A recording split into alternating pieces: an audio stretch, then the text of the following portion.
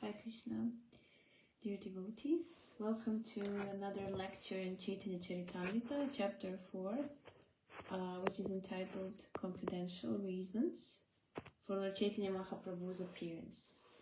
So I got a little bit lost in the verses that we read, so maybe I will repeat some things, but I think we stopped at the verse 165. So before we start, we're going to sing an invocation prayer.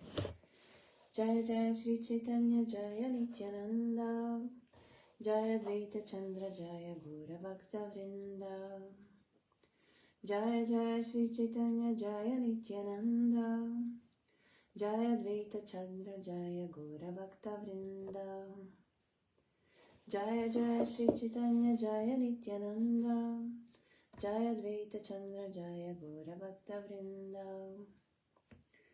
So, last time we were talking about many things, but the focus was on confidential reasons for the appearance of Lord Chaitanya Mahaprabhu. And we mentioned how he wanted to appear as Lord Chaitanya Mahaprabhu because he had a desire to taste the love that Srimati Radharani tastes. Because it was explained how even though she offers enjoyment to Krishna, she enjoys even more. So even though she brings happiness to Krishna, she's more happy than he is. So he wanted to experience what is that happiness of Srimati Radharani. He wanted to become the servant of the Lord, not the enjoyer, because the servant of the Lord actually enjoys more than the supreme enjoyer. So that was one reason. And the other reason why he appeared is because he wanted to taste his own sweetness. Because Krishna, we know that Krishna means all attractive. So he's attractive to everyone, and especially his sweetness. So he wanted to experience and relish his own sweetness. So that was one reason. And the verse on which we stopped is the verse 165, as I said.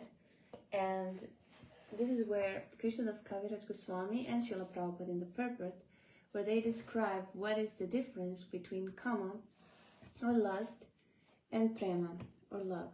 So the verse says that the desire to gratify one's own senses is kama, lust, but the desire to please the senses of Lord Krishna is prema, love. So it is explained by Srila Prabhupada that the author of Sri Chaitanya Charitamrita asserts with authority that sexual love is a matter of personal sense enjoyment. So it's all about actually enjoying our own senses, and it's not about the other person. All the regulative principles in the Vedas pertaining to desires for popularity, fatherhood, wealth, and so on are different phases of sense gratification.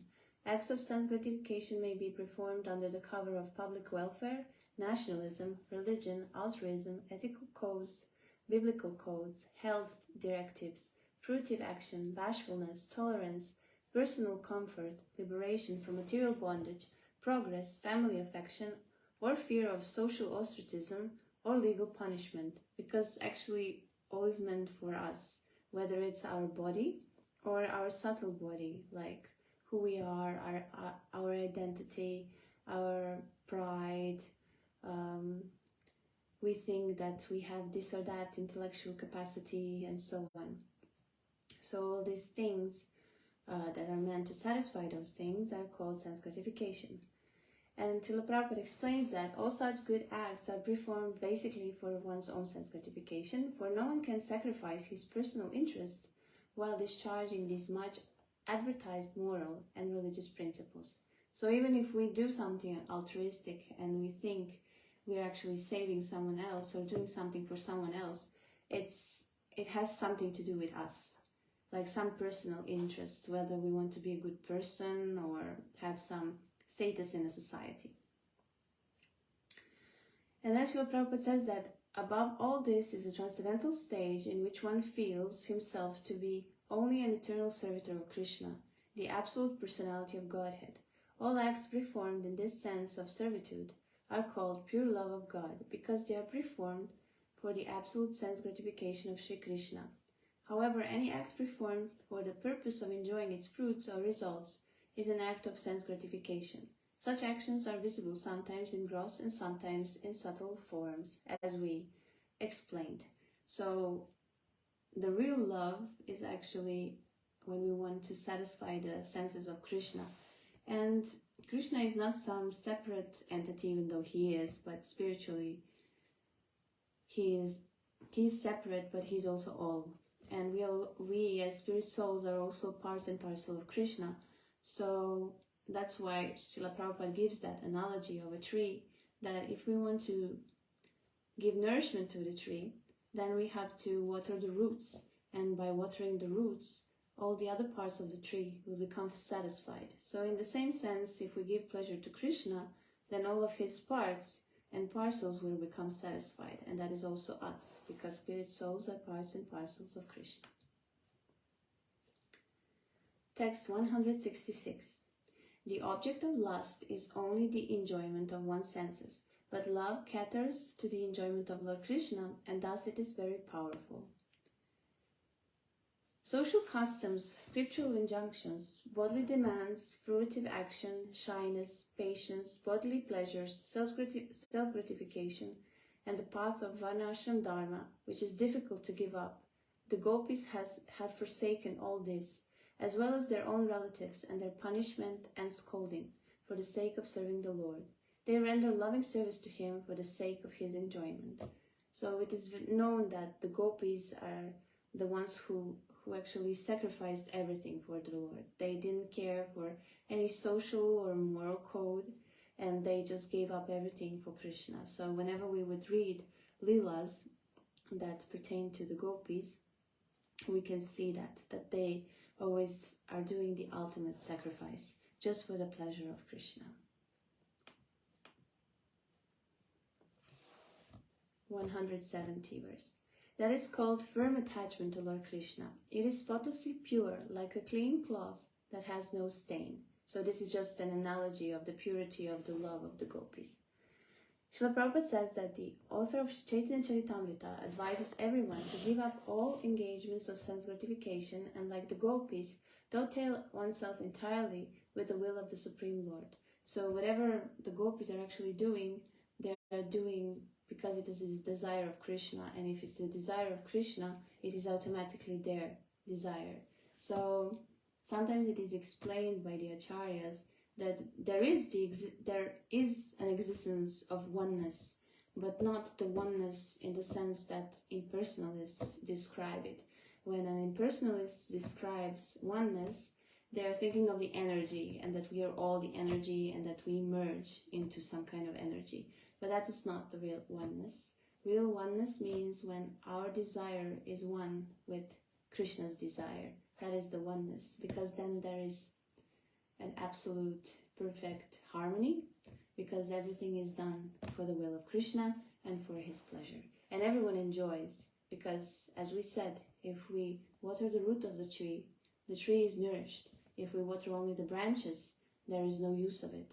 So in the same sense, if we satisfy the senses of Krishna, everyone is satisfied, because everyone is parts and parcel of Krishna.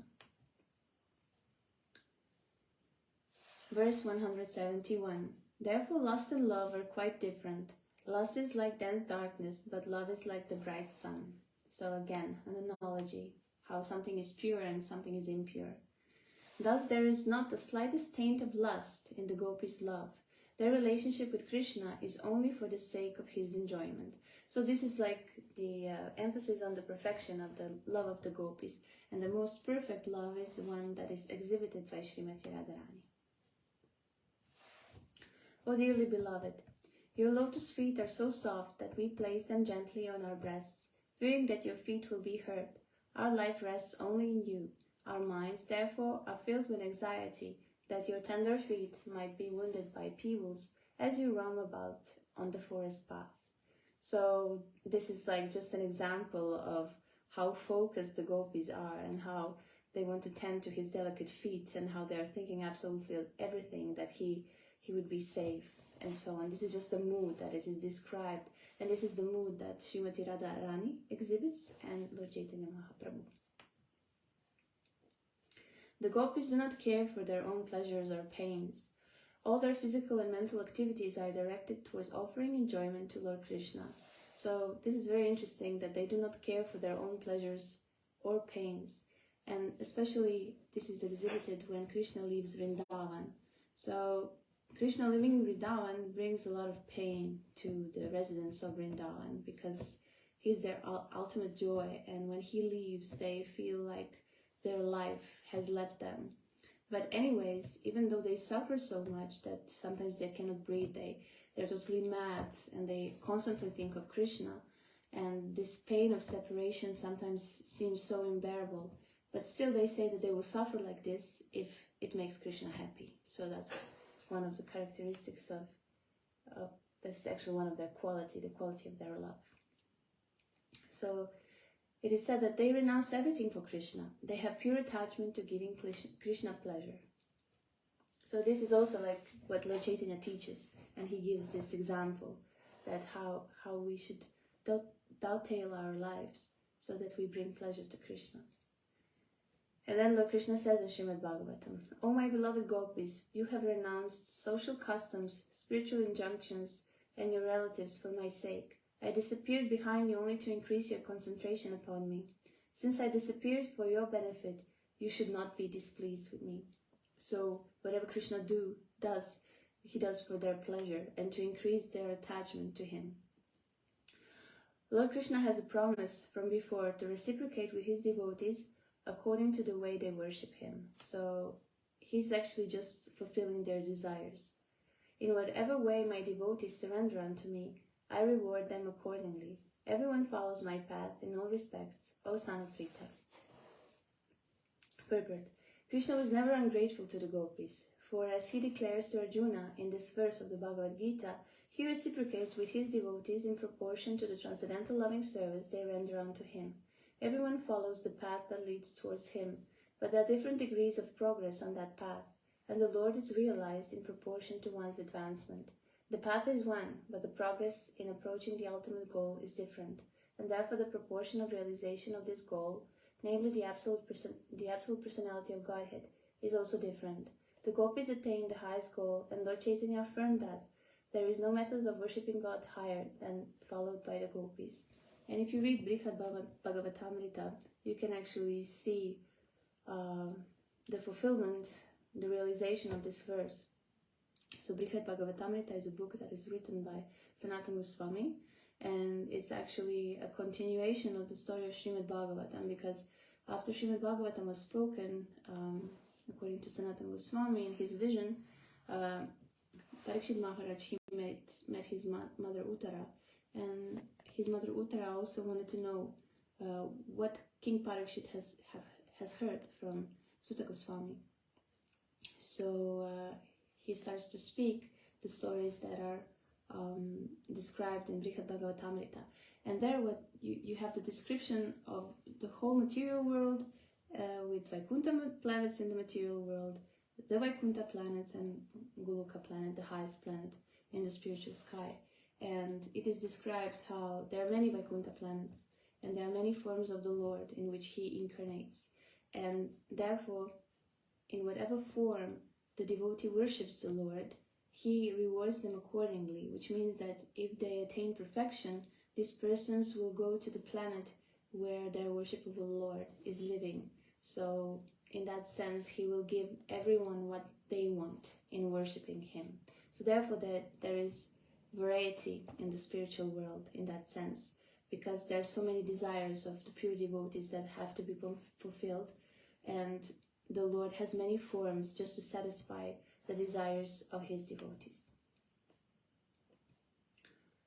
Then he says, Krishna, further on, that promise has been broken by the worship of the gopis, as Lord Krishna himself admits, which means that he didn't reciprocate entirely with the gopis as he could, and therefore he says, "O gopis, I'm not able to repay my debt for your spotless service, even within the lifetime of Brahma. Your connection with me is beyond reproach. You have worshipped me, cutting off all domestic ties, which are difficult to break. Therefore please let your own glorious deeds be your compensation."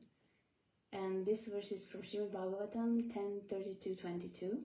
and it's spoken by Krishna himself. But it is also interesting to know that even though he said that, he will repay the debt which was made to the gopis, because even though he didn't reciprocate because he couldn't repay the debt, he wanted to repay the debt by taking a sannyas in his form of Lord Chaitanya Mahaprabhu, where he will exhibit the same emotions that the gopis exhibit in separation from him.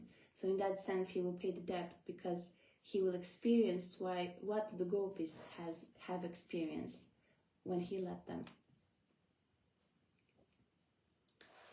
Now, whatever affection we see the gopis show for their own bodies, know it for certain to be only for the sake of Lord Krishna. So whatever they do, from showering, combing their hair, brushing their teeth, wearing this or that, they're all doing it for Krishna. And for us, it's very difficult to understand because we usually do it because of ourselves, our own body. But they just want to please Krishna with the beauty of their bodies and so on.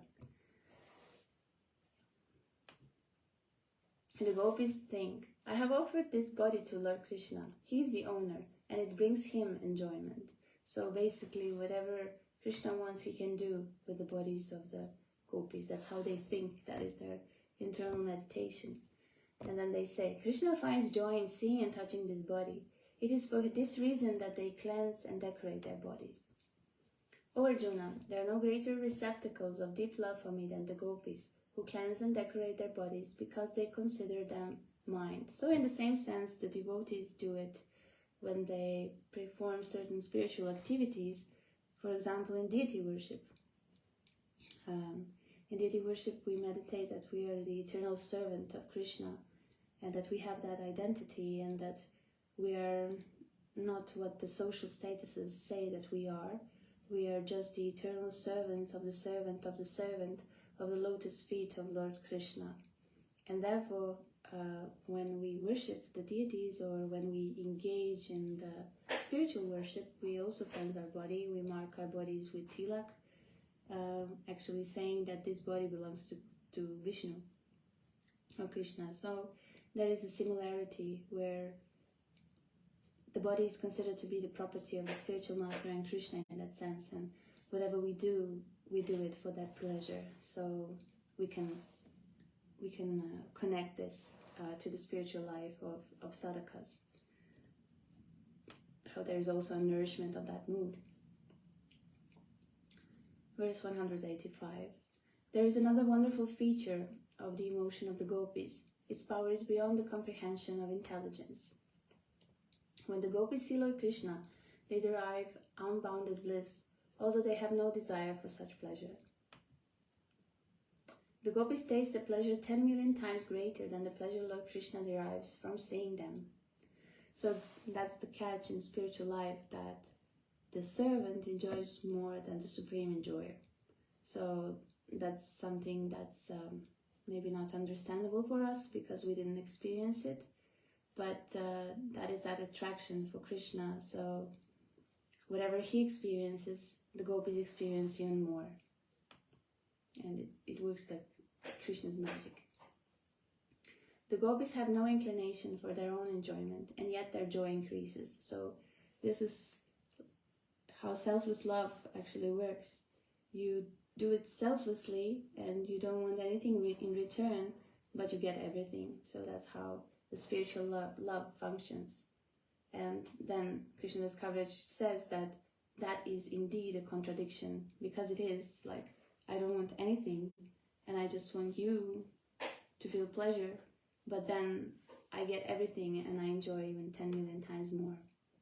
So that's a contradiction in the statements in a way, and in the perception of the spiritual life that we have, because we cannot compare the spiritual experiences with the experiences that we have in this material world. They're totally different, but we can at least understand them a little bit from the descriptions of the scriptures and from certain analogies. And then one day, if we get purified enough, then we will have our own experiences. And then actually, that's what Lord Chaitanya Mahaprabhu did. He came to teach by example, and at the beginning, what is described is the highest form of prema towards Krishna.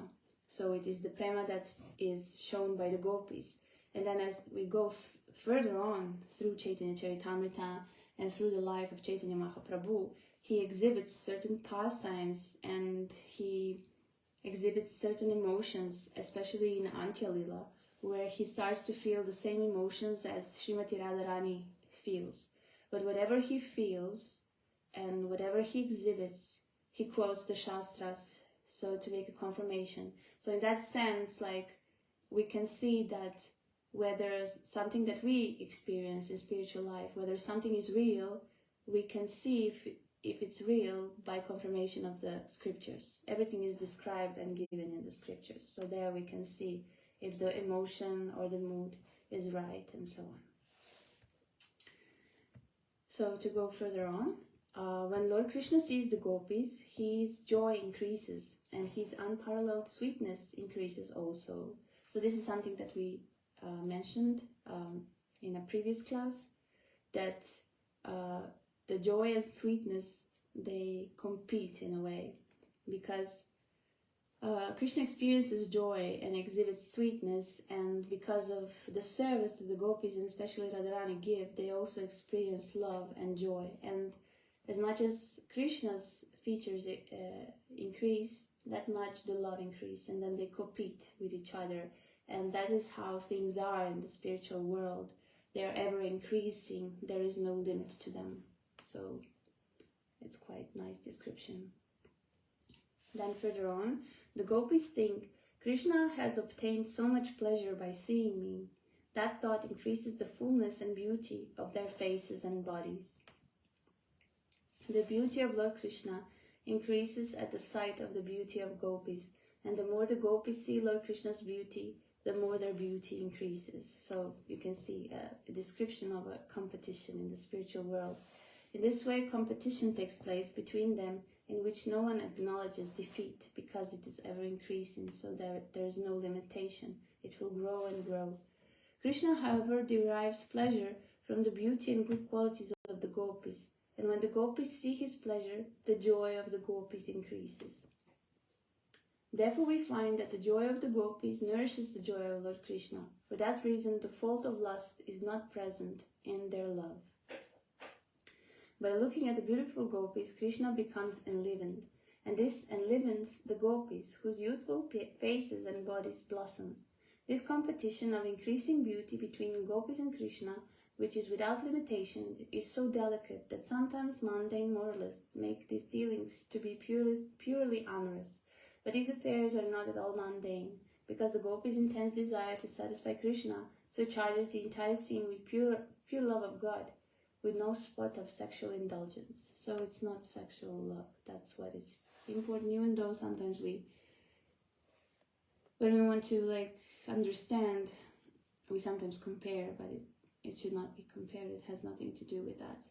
It's only for the satisfaction of Krishna. And if you want to learn more, you can, for example, read Krishna book, where the pastimes of the gopis and Krishna are described in a very nice way.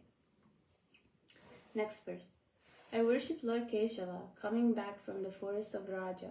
He is worshipped by the gopis, who mount the roofs of their palaces and meet him on the path with 100 manners of dancing glances and gentle smiles. The corners of his eyes wander like large black bees around the gopis' breasts. So this is one verse from Stavamala, which is compiled by Srila Rupa Goswami, just describing the mood in which the gopis and Krishna meet. And everything is done sometimes in a subtle way, through smiles and glances. Even the smiles and glances speak something or give certain message which is meaningful for the one who receives it. So it's quite sweet, and it can also be read in various books of the Acharyas. Next verse. There is another natural symptoms of the gopis' love that shows it to be without a trace of lust. The love of the gopis nourishes the sweetness of Lord Krishna. That sweetness in turn increases their love, for they are greatly satisfied. The happiness of the abode of love is the happiness of the object of that love. This is not a relationship of desire for personal gratification. Whenever there is unselfish love, that is its style. The reservoir of love derives pleasure when the lovable object is pleased. When the pleasure of love interferes with the service of Lord Krishna, the devotees become angry towards such ecstasy. So the gopis are the predominated lovers, and Sri Krishna is the predominator, the beloved. The love of the predominated nourishes the love of the predominator. The gopis had no desire for selfish enjoyment. Their feelings of happiness was indirect, for it was dependent on the pleasure of Krishna. Causeless love of Godhead is always so. Such pure love is possible only when the predominated is made happy by the happiness of the predominator. Such unadulterated love is exemplified when the lover deprecates her happiness if it hinders her from discharging her service. Next verse. Sri Daruka did not relish his ecstatic feelings of love, for they caused his limbs to become stunned and thus obstructed his service of fanning Lord Krishna.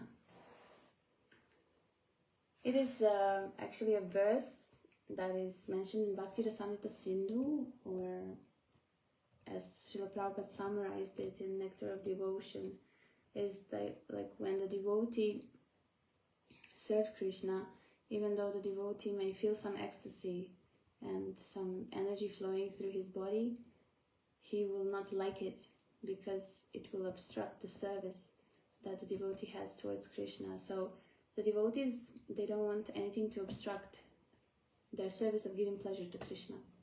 So that's why this verse is given as showing how the love is selfless. The lotus-eyed Radharani powerfully condemned the ecstatic love that caused the flow of tears that hindered her sight of Govinda.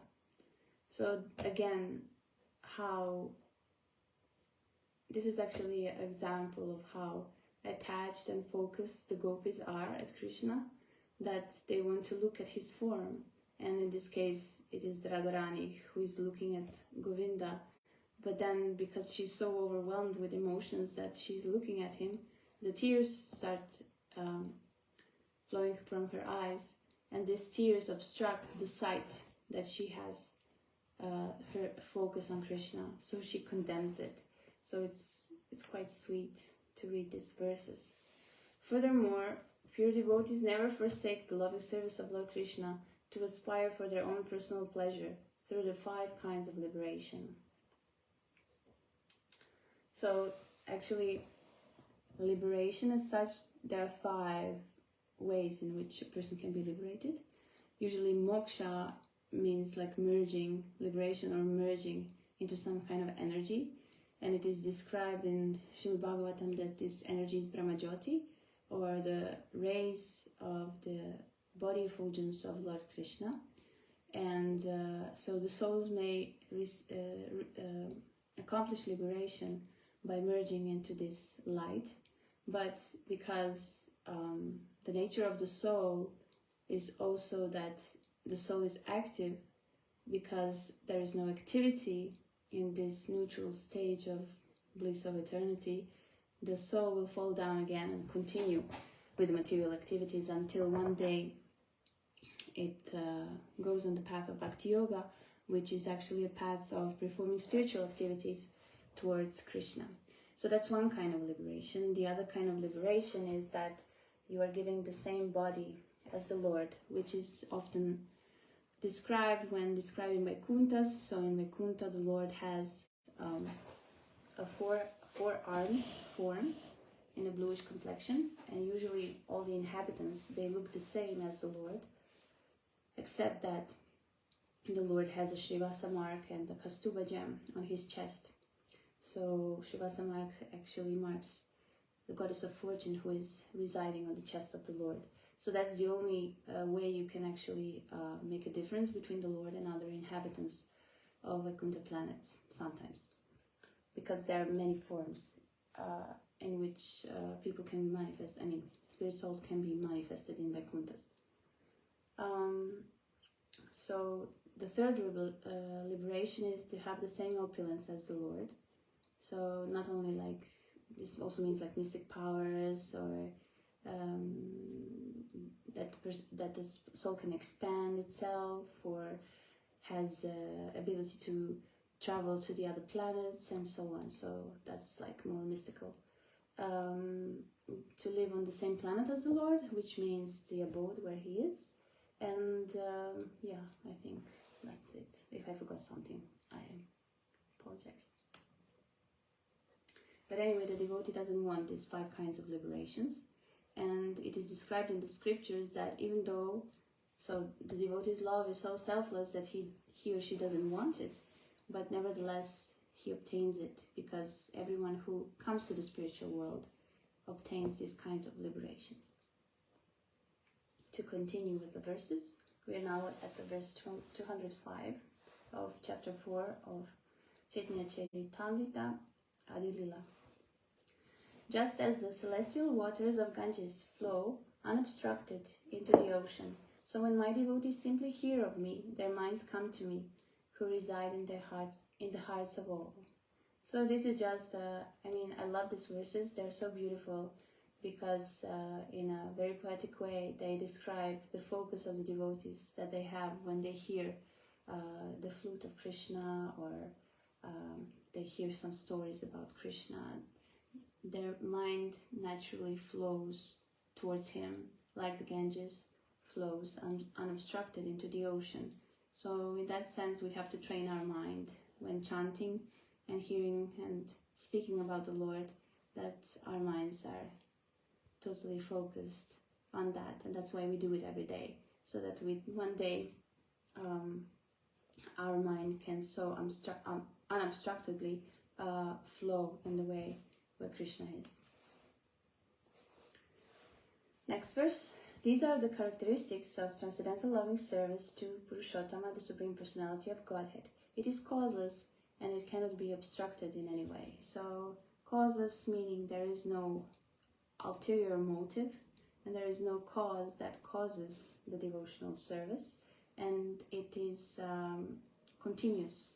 There is no stopping of the service. So that is what the Acharyas say, that we should perform devotional service 24 hours a day. So that's what it actually means. It is not obstructed in any way. So it's constant, and we're constantly engaged in the devotional service. So next verse. My devotees do not accept salokya, sarshti, sarupya, samipya, and oneness with me, even if I offer these liberations in preference to serving me. So this is again like a confirmation from the scriptures, because as we explained, Caitanya Charitamrita proves these certain statements as truth by basing them on the statements of the scriptures. So this is one of those statements where 5 liberations are offered to the devotee, but the devotee doesn't want to accept it because he wants only the Supreme Lord. My devotees, having fulfilled their desires by serving me, do not accept the 4 kinds of salvation that are easily earned by such service. Why then should they accept any pleasure that are lost in the course of time? So they don't want to accept the highest perfections in spiritual world, which are these 4 kinds of salvations or liberations. And if they don't want to accept that, what to say of the material satisfaction, sense gratification in this material world? Why should they want material satisfaction if they even don't want this? So this is the greatness of the devotees. The natural love of the gopis is devoid of any trace of lust. It is faultless, bright and pure, like molten gold. So this is just an analogy to see how pure their love is.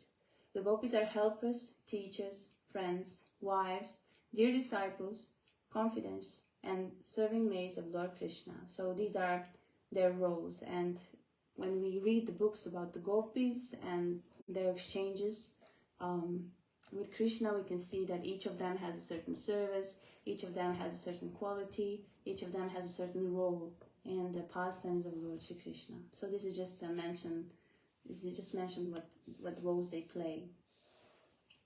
O Partha, I speak to you the truth. The gopis are my helpers, teachers, disciples, servants, friends, and consorts. I do not know what they are not to me. So this is again a repetition of the verse which confirms what it has been said about the roles of the gopis.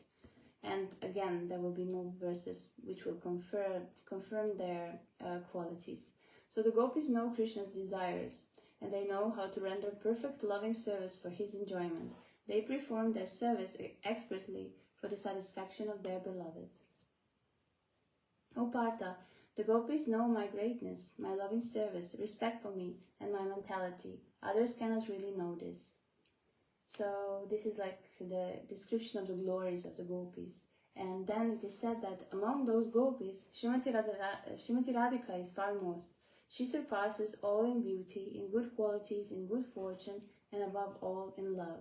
So she surpasses everyone, and therefore I want to take, as Lord Chaitanya Mahaprabhu, her mood, and I want to also worship Krishna in that way and experience what Srimati Radharani has experienced. So it is said in the next verse, just as Radha is dear to Lord Krishna, so her bathing place Radhakunda is dear to him. She alone is most beloved of all the gopis. Again, a verse that confirms how much Lord Krishna loves Srimati Radharani and how important she is to him, that even the place of her bathing is glorified by him, which is Radhakunda. O Partha, in all the 3 planetary systems, this earth is especially fortunate, for on earth is the town of Vrindavan, and there the gopis are especially glorious, because among them is my Srimati Radharani. So this is actually the greatness of the glorification of the greatness of the earth.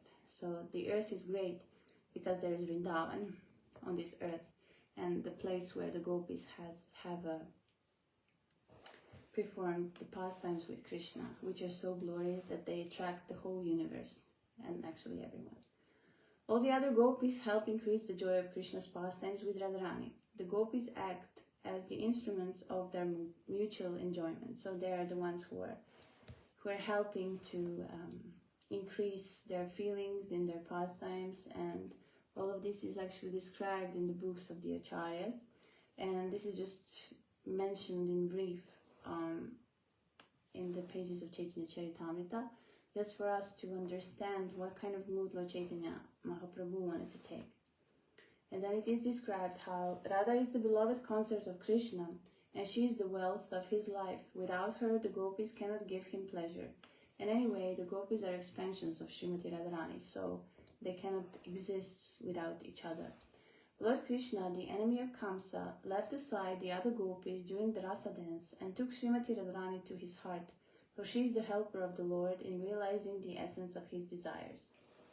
So this is a description how actually he prefers Srimati Radharani amongst all other gopis, because she is the one who gives him the highest pleasure. Lord Chaitanya appeared with the sentiment of Radha. He preached the dharma of this age, the chanting of the holy name and pure love of God. So it is described how it is a very nice prayer actually that devotees recite when worshipping Lord Chaitanya Mahaprabhu, and that is, I hope I will remember it, that the son of Srimati Sachidevi be transcendentally situated in the innermost cores of your heart, resplendent like the molten gold, because he has descended in this age of Kali to give what no other incarnation has given before, the most elevated type of love towards Godhead, the relationship of conjugal love. So that's what it means, like this verse confirms that he gave the chanting of the holy name by which one can actually attain the pure love and the most elevated form of pure love, which is exhibited by Srimati Radharani. So the verse, further verse says, in the mood of Srimati Radharani, he also fulfilled his own desires. He is the principal reason for his appearance. Lord Shri Krishna Chaitanya is Krishna, Rajendra Kumara, the embodiment of rasas. He is the amorous love personified. So this is just another confirmation how Lord Chaitanya Mahaprabhu is actually Krishna and Radharani together in a form of Lord Chaitanya Mahaprabhu, but he's Krishna who came in the mood of Srimati Radharani. And then it is confirmed that he made his appearance to taste the conjugal mellow and incidentally to broadcast all the rasas. So even though he broadcasts all the rasas in the spiritual world, he wanted to taste the highest rasa, and he tastes it, and he gives an example of it. My dear friends, just see how Shri Krishna is enjoying the season of spring, with the gopis embracing each of his limbs. He is like amorous love personified. With his transcendental pastimes, he enlivens all the gopis and the entire creation. With his soft bluish black arms and legs, which resemble blue lotus flower, he has created a festival for Cupid. So this is another description of the loving pastimes that he has with the gopis, and it's very sweet. Lord Krishna Chaitanya is the abode of rasa. He himself tasted the sweetness of rasa in endless ways, especially through meditation on Krishna and through Krishna Katha. Thus he initiated the Dharma for this age of Kali. The devotees of Lord Chaitanya know all these truths. And then Srila Prabhupada explains how Lord Chaitanya is Sri Krishna himself, the absolute enjoyer of the love of the gopis. He himself assumes the role of the gopis to taste the predominated happiness of transcendental mellows. He appeared in that mode, but simultaneously he propagated the religious process for this age in a most fascinating way. Only the confidential devotees of Sri Chaitanya Mahaprabhu can understand this transcendental secret, and these confidential devotees are actually mentioned in Chaitanya Charitamrita and also in this chapter. And one of them is Swarup Damodar, who was a personal secretary of Lord Chaitanya Mahaprabhu. And we said that actually, according to Gopikana Desha Deepika, that he's Vishaka, so one of the gopis in the spiritual world, who came to assist Lord Chaitanya Mahaprabhu in the sense that he induces the feelings of Srimati Radharani in him. Advaita Charya, Lord Nityananda, Srivasa Pandita, Gadadhar Pandita, Swarup Damodar, Murari Gupta, Haridas Thakur, and all other devotees of Sri Krishna Chaitanya, bowing down with devotion, I hold their lotus feet on my head. So these are also the persons who know this. We mentioned Swarup Damodar. The next one is Murari Gupta, who was also like a personal secretary, and he learned everything, I think, from Swarup Damodar. Then Haridas Thakur, who was a very confidential servant of the Lord, and Nama Acharya of the holy name. He was proclaimed the Nama Acharya by Lord Chaitanya Mahaprabhu, and their lives will also be described in Chaitanya Charitamrita. Then Gadadhar Pandit, who is actually an incarnation of Srimati Radharani, Srivas Pandit, and Lord Nityananda, and Advaita Acharya. So everything about them will be mentioned in Lord Chaitanya Charitamrita, not Lord Chaitanya Charitamrita, Sri Chaitanya Charitamrita, in detail throughout the following chapters. So Krishnadas Kaviraj Goswami says, I have given a hint of the 6th verse. Now please hear as I reveal the meaning of the original verse. So he always states something, and then he supports the statements of certain verses with the quotes from the Shastra. And then it is said, desiring to understand the glories of Radharani's love, the wonderful qualities in him that she alone relishes through her love, and the happiness she feels when she realizes the sweetness of his love, the Supreme Lord Hari, richly endowed with her emotions, appears from the womb of Srimati Sachi Devi as the moon appeared from the ocean. So this is a description of the confidential reasons why Lord Chaitanya Mahaprabhu appeared on this earth. All the conclusions are unfit to disclose in public, but if they are not disclosed, no one will understand them. So these emotions of Lord Chaitanya Mahaprabhu are so intimate that actually very rarely people will understand it. But because, how is it said? Just a second. But if we do not disclose them, how can they ever be understood? So in that sense, even though maybe not many will understand, we should not keep them a secret. Therefore I shall mention them, revealing only their essence, so that loving devotees will understand them, but fools will not. Anyone who has captured Lord Chaitanya Mahaprabhu and Lord Nityananda Prabhu in his heart will become blissful by hearing all these transcendental conclusions. All these conclusions are like the newly grown twigs of a mango tree. They are always pleasing to the devotees, who in this way resemble cuckoo birds. The cam-like non-devotees cannot enter in these topics, therefore there is special jubilation in my heart. So why are these non-devotees called camel-like? It's also a very nice description in the Shastras, because the camel,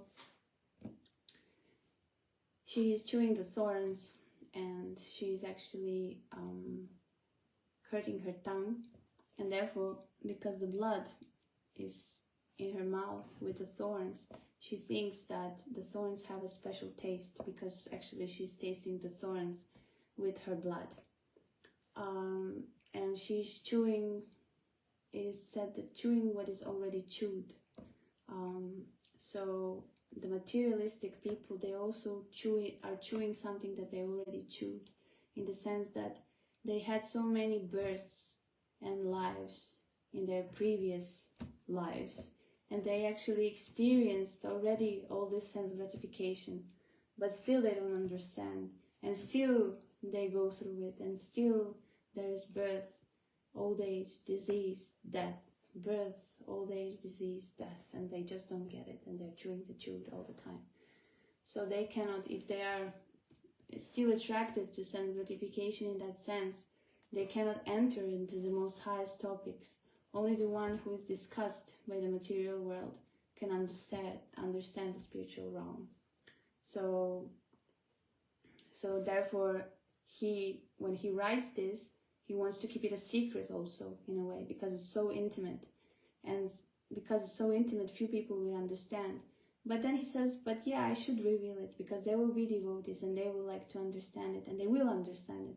But these non-devotees who are chewing the chewed, they will not understand it.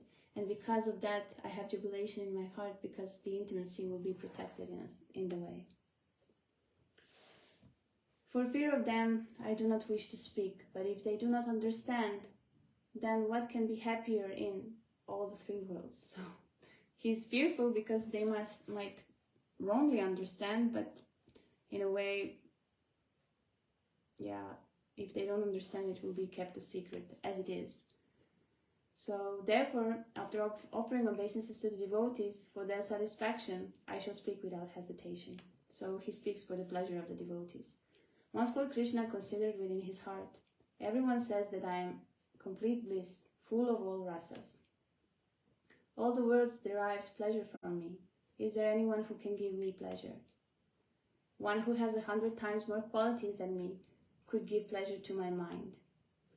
One more qualified than me is impossible to find in this world, but in Radha alone I feel the presence of one who can give me pleasure. So Radharani is the one who can give pleasure to Lord Krishna. Although my beauty defeats the beauty of 10 million cupids, although it is unequaled and unsurpassed, and although it gives pleasure to the three worlds, seeing Radharani gives pleasure to my eyes. So she's just has more qualities than Krishna in everything. The vibration of my transcendental flute attracts the three worlds, but my ears are enchanted by the sweet words of Srimati Radharani. So we know the stories from Srimad Bhagavatam, when Krishna plays his flute, everyone becomes stunned, excited, in ecstasy, in eagerness to see Krishna. Like not only the gopis and other residents of Vrindavan, but the trees and everyone.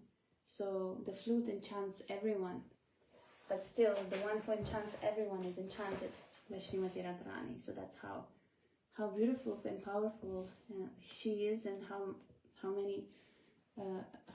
many more qualities she has than Krishna. And then it is said, although my body lends fragrance to the entire creation, the scent of Radharani's limbs captivates my mind and heart. So Krishna has everything like the best, but Srimati Radharani has better. Although the entire creation is full of different tastes because of me, I am charmed by the nectarian taste of the lips of Srimati Radharani. And although my touch is cooler than 10 million of moons, I am refreshed by the touch of Srimati Radhika. Thus, although I am the source of happiness for the entire world, the beauty and attributes of Sri Radhika are my life and soul. In this way, my affectionate feelings for Srimati Radharani may be understood, but on analysis I find them contradictory. My eyes are fully satisfied when I look upon Srimati Radharani, but by looking upon me she becomes even more advanced in satisfaction, So now he's describing how actually Srimati Radharani feels more of ecstasy and everything compared to him. And then this is something that he's observing and he's explaining now. So the flute-like murmur of the bamboos rubbing against one another steals Radharani's consciousness, for she thinks it to be the sound of my flute, and she embraces the tamala tree, mistaking it for me. I have gotten the embrace of Sri Krishna, she thinks, so now my life is fulfilled. Thus she remains immersed in pleasing Krishna, taking the tree in her arms. When a favorable breeze carries to her the fragrance of my body, she is blinded by love and tries to fly into that breeze. When she tastes the betel chewed by me, she merges in an ocean of joy and forgets everything else. Even with hundreds of mouths, I could not express the transcendental pleasure she derives from my association. Seeing the luster of her complexion after our pastimes together, I forget my own identity and happiness. The sage Bharata has said that the mellows of lover and beloved are equal, but he does not know the mellows of my Vrindavan. The happiness I feel when meeting Radharani is 100 times greater than the happiness I get from meeting others. My dear auspicious Radharani, your body is the source of all beauty. Your red lips are softened at the sense of immortal sweetness. Your face bears the aroma of a lotus flower. Your sweet words defeat the vibrations of the cuckoo, and your limbs are cooler than the pulp of sandalwood. All my transcendental senses are overwhelmed in ecstatic pleasure by tasting you, who are completely decorated by beautiful qualities. Her eyes are enchanted by the beauty of Lord Krishna, the enemy of Kamsa. Her bodily thrills in pleasure at his touch. Her ears are always attracted to his sweet voice. Her nostrils are enchanted by his fragrance, and her tongue hankers for the nectar of his soft lips. She hangs down her lotus-like face, exercising self-control only by pretense, but she cannot help showing the external signs of her spontaneous love for Lord Krishna. So, for example, what is described here is something that will be experienced by Lord Chaitanya Mahaprabhu in Antya Lila. So all these like symptoms and qualities of Srimati Radharani will be the mood of Radharani, which will be exhibited by Lord Chaitanya Mahaprabhu. Considering this, I can understand that some unknown mellow in me controls the entire existence of my captivator, Srimati Radharani. I am always eager to taste the joy that Radharani derives from me.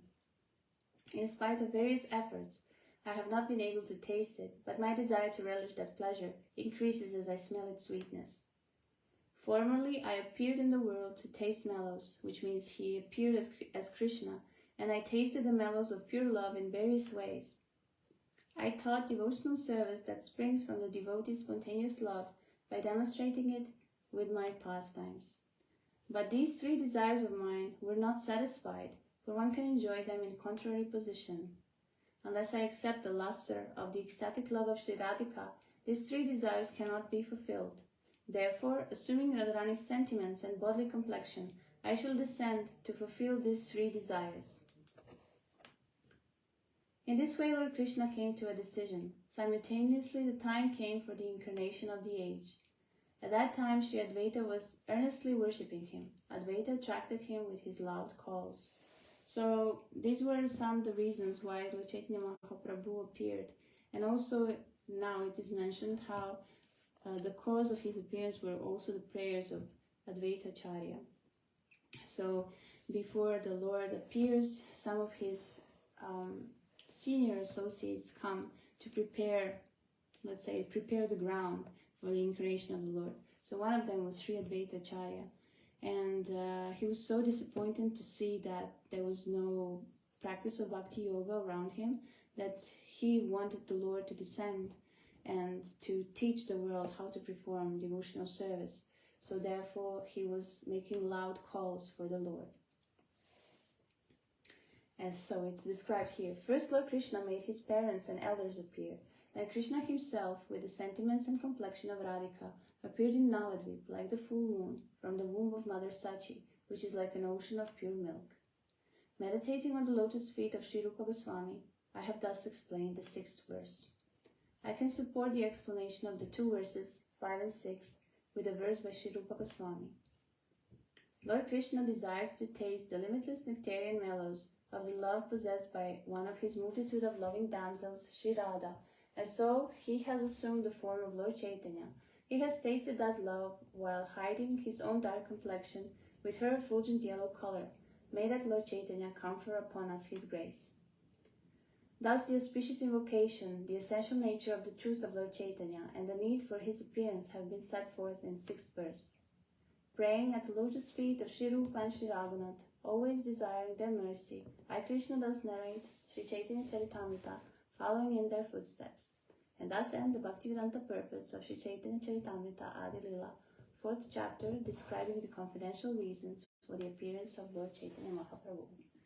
So I can with happiness say that after I think like 5 or 6, even 7 sessions, we have ended the chapter 4 of Chaitanya Charitamrita. If you have any questions, you can always feel free to ask. If I don't answer them now, I can answer them a little bit later. And next time, so next Wednesday, we will continue, and we're starting with chapter 5, which are describing the glories of Lord Nityananda Balaram. So this will be very beautiful.